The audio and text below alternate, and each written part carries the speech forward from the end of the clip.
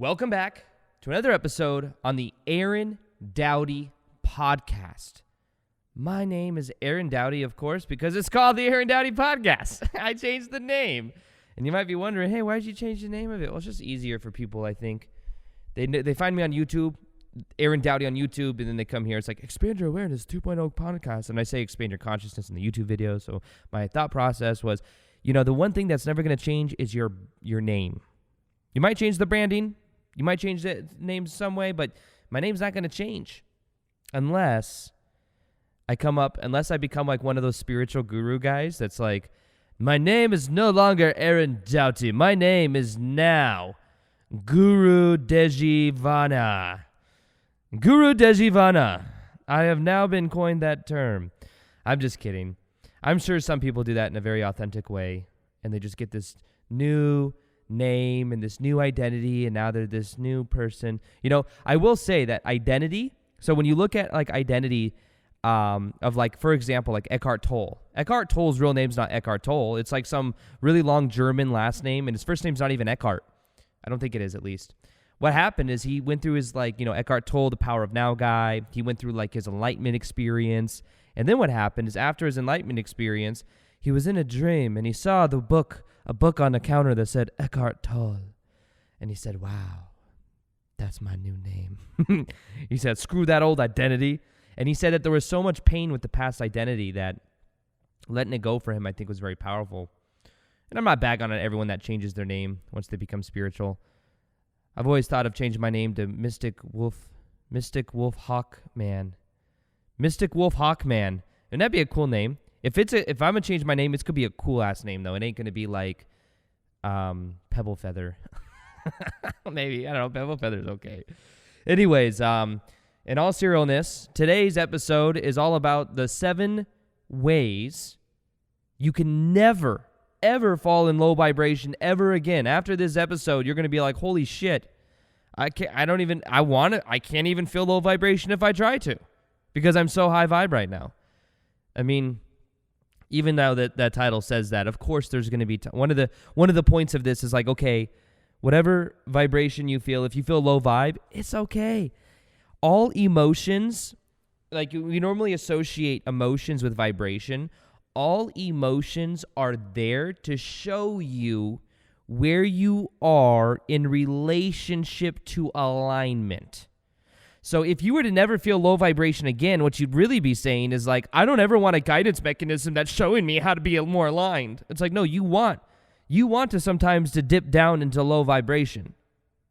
You do, because if you do, then that is like a signal telling you, hey, get back in alignment. If you didn't have that, then maybe you'd fall into low vibration. You'd feel great about it, and everything would be very great, but you wouldn't actually know where you lie in relationship to your soul, to your purpose. So realize that emotions aren't bad. Even guilt, shame, fear. Fear is there to show you a belief that is out of alignment with who you really are.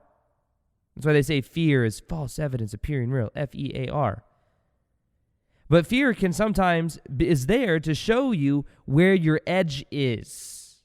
And it is false evidence appearing real. When I did those stretch things that I did recently when I was in Sedona, I went out with some friends, and what we did is we did these challenges where we had 2 hours to complete as many of these things as we could to break out of our comfort zone.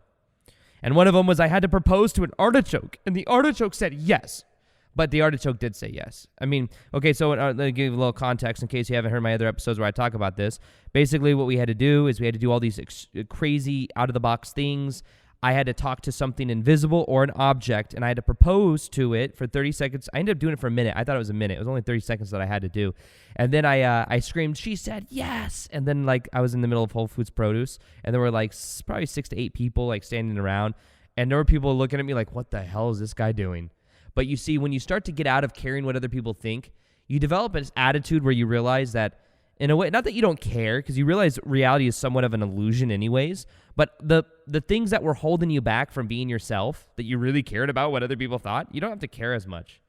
Sometimes in my videos, I hold myself back from my true personality because what will people think if they knew the real me?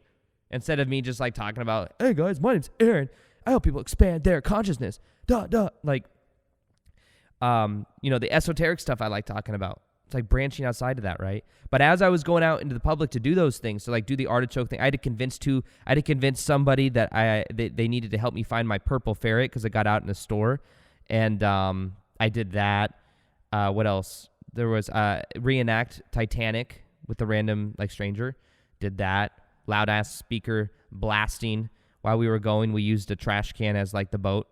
So I filmed all of it. We had to film all of it too. So I have all this on film. Maybe I'll post it somewhere one day.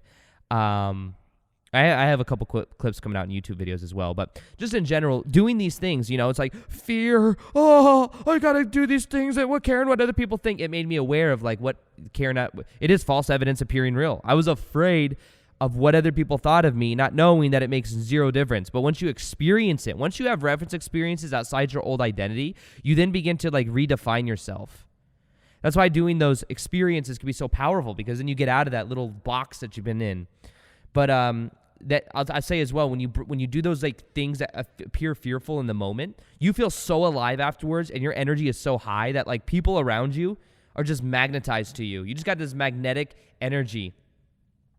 And people just like we were walking around different places, even when we weren't doing the experiences of like stretching our identity, and people were like just gravitated to talking to us. It was very interesting, even during this time when like so many people are afraid of each other because of all the craziness going on in the world. So I found it very interesting, but realize that vibration in general, raising your vibration, the key to raising your vibration is simply letting go. Letting go of that which doesn't serve you anymore. Letting go of low vibrational energy. Letting go of the limiting stories you tell yourself about who you are. If you look at the scale of consciousness at the bottom, you got shame, fear, guilt. Then you got anger. Then you got neutrality at 250. The scale goes all the way to 1,000. Then you got at 350, you got acceptance. 400, you got reasoning. That's the intellect of the mind. At 500, you have love. And then unconditional love's at 540. At love, that means you have to let go of the reasoning of the mind, of the intellect. And then at 600 is joy, peace, enlightenment is at like 750. And then like avatar, I am Buddha status is like 1,000. It's like Krishna and all these like enlightened masters. So this is the scale of consciousness. Now, the thing is you are naturally high vibrational as fuck. You're like 1,000 out of 1,000. Okay, that's you. Now, the only reason you don't experience being an enlightened avatar version of you is because you're attached. You're attached to low vibrational things. You're attached to the perspective that this person shouldn't have treated you this way. This person was wrong. This person may have been right. You shouldn't have done this. That's all judgment. And it's what's called positionality. Positionality is a big word, I know. But positionality means a perspective that you are attached to. The key to raising your vibe, and realize when you raise your vibe, things become magical AF. Like, things happen easier than ever. You're in more alignment than ever. You just feel in the flow. You don't have to try or want or chase because you realize you already are it. It's at 500 and above. But it's letting go of those things below that keep you in that low vibe state. And you let go by becoming aware of it and then making a choice to let it go. Well, most of the things we're attached to, we have some type of payoff from. So like being right, for example, it's like, I need to be right. That's one of the biggest dirty highs that people get is from being right. It's like, yeah, you're right, but you're not, people will give up happiness to be right. You may have heard this story before.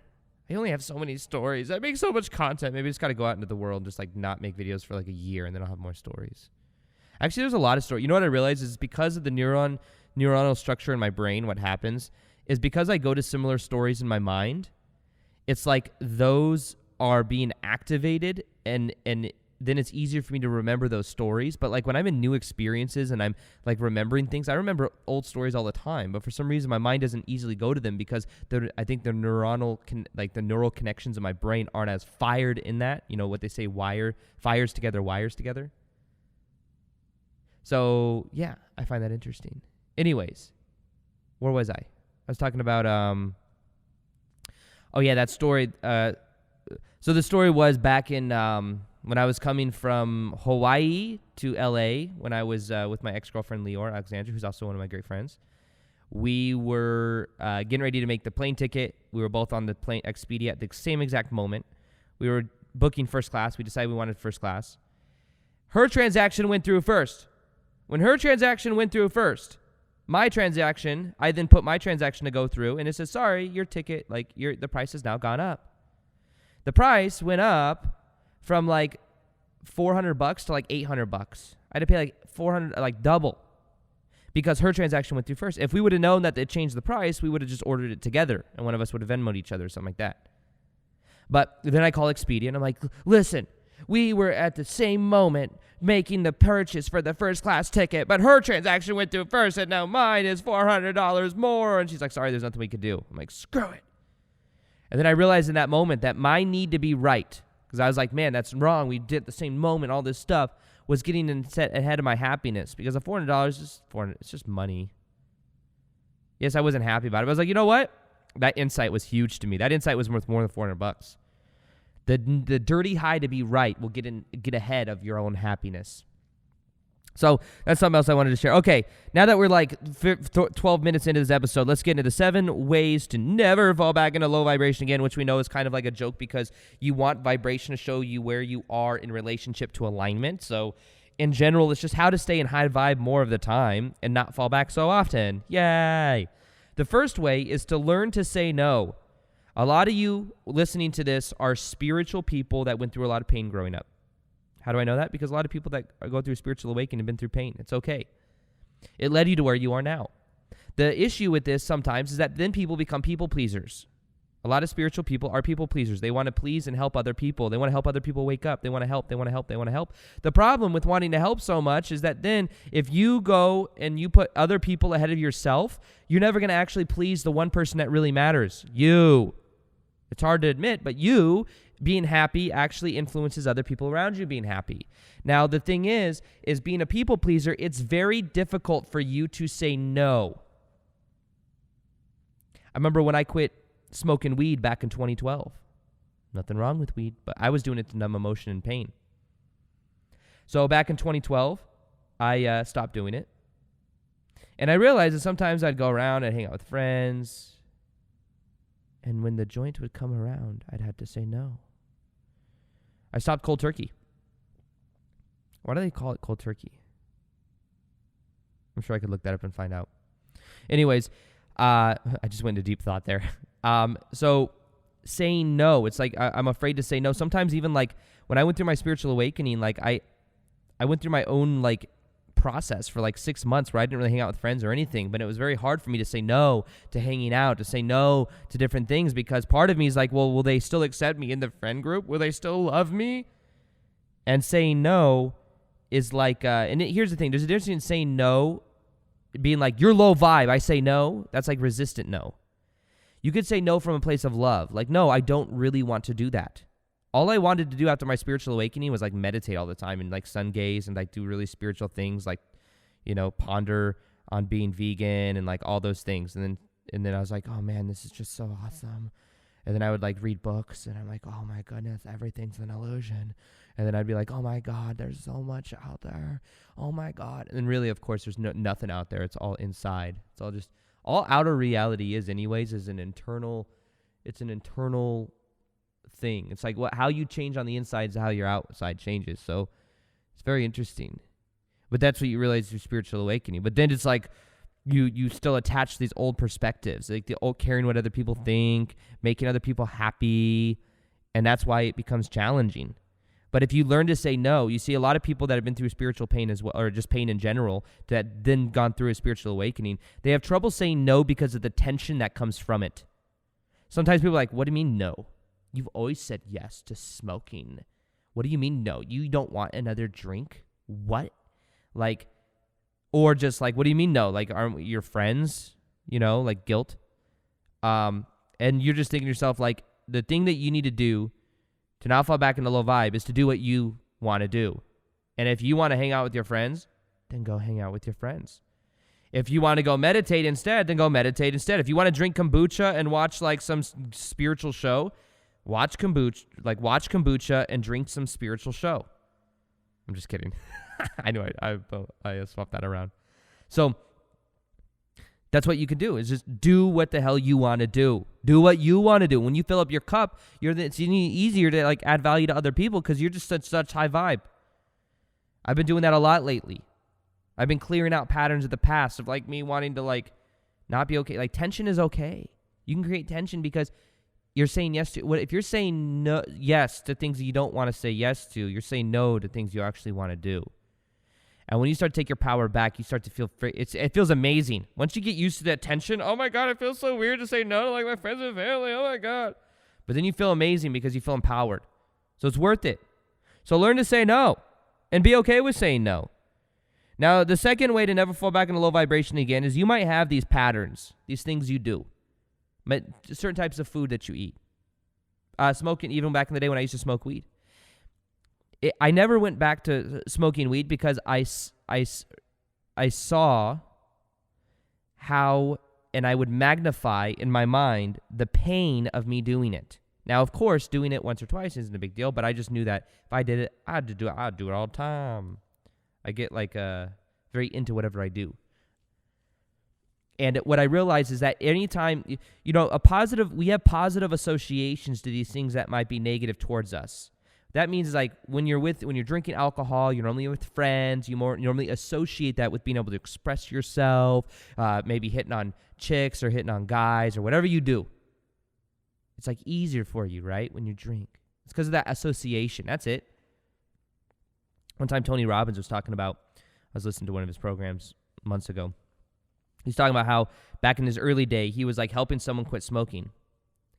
So what he did is, I don't know how true this story is, but what he did is he got some guy, went to his hotel room, and this guy was paying him to quit smoking. This guy was just a chain smoker, always smoking.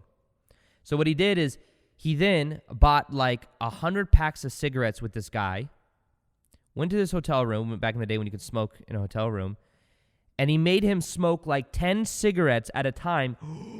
I'm not going to do that again. But he would do that thing, make them smoke 10 cigarettes at a time, and what would happen is then that person started to cough, started to choke, started to like literally throw up because they were like smoking so many cigarettes. And Tony just kept smoking, kept smoking, or however he talks, you know what I mean? He's like, keep smoking, keep going. Don't stop. And he kept smoking cigarettes, kept smoking like 10 at a time. It just kept puffing until he was sick. And after about like 20 minutes of doing this, the guy's like, I don't want any more cigarettes.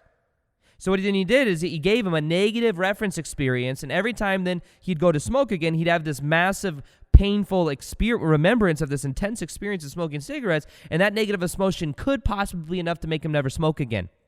That's what happens with like for example, there's this hape stuff that I do, right? It's called rape or hape. It's like tobacco that actually goes up the nose, or like this thing that you serve called the tepi that you serve through, or curape. And it's not psychedelic at all. It's completely legal. And I do it every now and then. There's different types. There's different tribes. These tribes, like, they put their energy into it, and they're different herbs mixed with tobacco and like ash and stuff like that. And there's this one I do that's called white roses. It's awesome. However, I've had some intense experiences on it because it's a heavier one. It's got little, brings up emotion. It's related to the heart chakra. And there's a couple times that I did it to where it was intense, to where I was like, I don't want to do white roses anymore. It's too intense for me. And then, but sometimes my friend Patty, she serves me it. It's like her favorite one. And what I had to learn is how to let go of that negative association so that I could do like let go of the associate. But that one time of negatively doing it, that pain made me never want to do that one again. Now, since then, I've learned to love it a little bit more, and I've learned to just do it in the right amount, not do too much of it. But that's like an example of it. One negative experience can affect you to where then you don't want to do it at all anymore. Now, you can use that to your advantage, though, magnifying the pain of certain things. If every time if you remember like one time of getting, that's why sometimes people get alcohol poisoning and never want to drink alcohol again. One negative experience can make them consistently gag moving forward. So magnify the pain of doing it, of that pattern. And that's what I've done that in many ways, and it makes it so much easier for me not to do that anymore. Now, the third thing is the importance of low vibrational things. So anything we make very important, we put on a pedestal. That will keep us in low vibe. If you put someone on a pedestal, then you're separating yourself from them, and you're saying you are very important. You've then made them the star of your movie instead of you being the star of your own movie. And the thing to remember is that anything you make of importance, you create resistance around. So if you really, really want that job and you're going for that job interview and you put it on a pedestal, you're saying this is not in vibrational resonance with me because it's very important. It's up here. Anytime you put someone on a pedestal, they're up here. And the key of what you actually want to do is you want to see it as natural for you. You want it naturally linked up to your self-image. This is just natural for me. It is natural for me to go into that job interview and to land the job. It is natural because I'm an awesome person. It stems from a place of worthiness. It is natural for me to talk to somebody that I'm attracted to and for it to go well because I am worthy, whole, and complete just by being myself. You see, as you have this notion that nothing is very important because you're good either way, it's a very powerful place to be.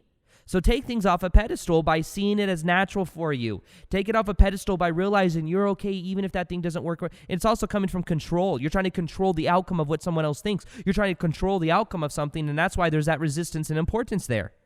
Let go of control. Let go of control by realizing that you can allow the universe to help you out. You can allow things to happen magically. The ego does not have to control everything. So importance.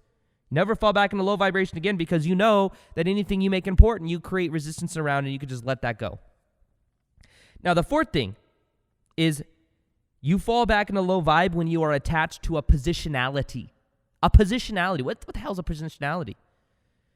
Well, if you read the book Letting Go by Dr. David Hawkins or Power vs. Force from David Hawkins, that's where that scale of consciousness comes from, by the way, is from that book. Letting go, like the positionality is a perspective that you're buying into. I bought a ticket first class and the price went up all because somebody, the other person I'm with bought it and it went up when we were buying it at the same time. That should not have happened. That's a perspective. That was making me angry. I was attached to that positionality. The pain of my past with my ex-stepmom, I was attached to a positionality that it shouldn't have happened. She was wrong, and that it meant I was unworthy. That was the meaning I gave it. That positionality had me feeling less than high vibe. So there's an attachment to a positionality that causes you to feel that way. The key is becoming aware of that positionality, that perspective, that lens through which you are seeing the world, that belief you are buying into. As you become aware of it, what happens is you end up then becoming free because you see it as a positionality, not as actually you. Anything you buy into is what you're going to experience, so you just can choose not to buy into it anymore. You can change the meaning of it. Everything in life is, the meaning I change is, this first class ticket that now I had to pay extra for, it made me aware that this need to be right thing, and that changed my whole. I was able to apply that and share that story in YouTube videos and in podcast episodes, so it was very powerful. So that's what I encourage you to become aware of, is to rephrase the meaning. The pain of the past led you to your spiritual awakening. It was one of the best things that ever happened to you. That job that you lost, you weren't that passionate about that job anyways. Obviously, it's not in vibrational resonance with you anymore. Maybe there's something even greater. Change the meaning, and you change the perspective. So the positionality is very important. Reasoning below, 499 and below, it's all about the intellect of the mind. And that's where all the pain is created as well. It's an attachment to anger or the fear, a belief that doesn't serve you anymore. So the key is becoming aware of it and letting it go. And letting go. Letting go is really the key to this whole thing of raising your vibe. The fifth thing is the pattern interrupt. So that 9-to-5 job I used to have at Nordstrom's, one thing I used to do is I used to watch a show called Jersey Shore, and in it there's a guy named Paulie D, and he used to say, "Oh yeah," just like that. He'd go, "Oh yeah," and he would like scream it randomly, like in public and stuff like that. So at that 9-to-5 job selling women's shoes, I'd go in the back to grab shoes for someone, and I'd have a whole bunch of coworkers in the back, and there's these aisles with shoes, and sometimes I'd be like, "Oh yeah, all right," and I would just like do that all the time. But what I eventually did is I had fun saying that. It was just so stupid, but it was a pattern interrupt. If people were having a bad day, I just go, "Oh yeah," and I just like say it like that. It sounds kind of like Peter Griffin from Family Guy as well. "Oh yeah," but hey, he's I guess it's from East Coast, right? So I used to go around, and something I would do is if I would fall back into an old pattern, I just remember. So like Dr. Joe Dispenza has this change technique. He goes like, anytime there's the old you go, change, like that. Okay, that's like the way. Or you could go, "Oh yeah," Because then it elevates your vibe, right? Then you're feeling better. Oh, yeah. Like that. Oh, yeah. Okay, you get the idea, right? So pattern interrupt that shit. If it comes up and you're like starting to feel negative emotion, you're starting to feel serious. You know, I used to work that sales commission job, selling women shows like I talk about in every freaking podcast episode. But guess what? Here's the thing, okay? Here's the thing. I used to see what would get the best results with commission and stuff, because every day I started at 0. The days I went in and had fun were the best days. You want to raise your vibration? Lighten up on yourself. Oh, yeah. Just like that. Oh, yeah. Just say it over and over again. The more, you just feel better and better, okay? And that's how you can break that pattern of the low vibe stuff. Now, number 6. I'd never fall back into low vibe again. Oh, yeah. 6 is follow your passion and release control. Follow your passion. Are you doing what you love or not? If you're not, then start figuring out what do you love doing. What are you most passionate about in this moment? Little things lead to big things. You start following your passion when it comes to like things like that you want to do, like, I don't know, walk your freaking dog, go to the movie theaters. I don't know. You can't go to the movie theaters. Maybe watch a movie. I don't know. Stuff like that. You start following your passion. What you're going to find is that by following your passion, it's going to lead to more and more high vibrational things. If you're doing what you think you should be doing, you have a 9-to-5 job because you should have it, because it pays the bills, then you're going to find that it's not very fulfilling. I would start finding your hobbies, start asking yourself the question, what am I most passionate about? And let your soul, your higher self, help you with it. Some people say, I don't know my passion. It's not one overarching passion. My passion is like sharing ideas. It's very general, right? I could do that on YouTube, podcasts, Instagram. I could do that in many different ways, but it's not like my passion is only making YouTube videos ever, always. You don't know. Your passion could change. But in general, get in alignment and start, this goes better than just think about our thought. Just think about our thought. I was feeling hope. Now I'm going to feel a little more hopeful. Okay, now I feel acceptance. Okay, now I'm going to feel reason. What the fuck is reason? I'm going to feel reasoning now, and think about our thought, and now I'm going to attract everything. Well, yes, in a high vibe state, you do attract, more alignment. You have more magnetic energy. But this is more about, like, who are you? Who are you? What is your identity? Changing at the deep core level versus just your thoughts. You're not your thoughts. That would work. Just think about our thought. That would work if you were just like your thoughts. You're not your thoughts. You are an eternal spiritual being, and your beliefs create your reality. Thoughts stem from beliefs. Who do you believe you are? See yourself as worthy. See yourself as whole and complete. See yourself as fun. Oh, yeah. Okay, and you do that, you're going to be letting go of that serious mentality that may hold you down. Now, number 7 is the old identity is not you. It's not you. Just realize that. The old identity was just a past conditioned version of you. How to break the habit of being yourself. It's like a book by Joe Dispenza, right? And it's like, why would you want to not be yourself? Well, the old version of you was who you decided you were in the past. You are capable of so much more than you're experiencing. And if you don't identify with the old you, then it's easier for you to let go of. It's like, how do you lose weight? Well, if you're trying to lose weight, you're going to find that weight back just like you lost your keys. You lose your keys, what you do? You find them. Oh, found my keys. You lose some weight. I lost some weight. Okay, I found it. There it is. It's over there in that Gushers box. No one eats Gushers anymore. I'm a 90s kid. I used to love Gushers. But now I realize there's like 75 grams of sugar per serving. Well, not 75, but But one of the things, I don't know if you notice, but if you want to raise your vibration to the next level, I have something called the 21-day Raise Your Vibration Challenge. Every single day you get that of a video showing you step-by-step how to raise your vibration. There is homework, which means every day there's like you do one of the activities, you take a photo of you doing it, you post it in the Facebook group, you have an encouraged high vibe tribe there to help you through this process. But this is a way for you to step outside of your comfort zone, raise your vibration to a whole new level, and I promise you that by the end of the 21 days, you will be a new high vibrational you. If not, your money back, yo.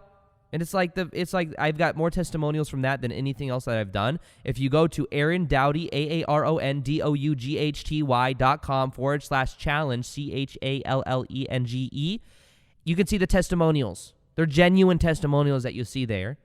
And it's a way for you. This is what different than YouTube videos is. This is like step-by-step accountability. I hold you accountable. You got to post that stuff in the Facebook group. You know what I mean? So it's not just like, oh, I watched a cool video. I'm now thinking a better thought. No, this is better. This is more than thinking a better thought. This is changing yourself at the identity level. And then the 21-day Raise Your Vibration Challenge, that's what I'm going to show you how to do.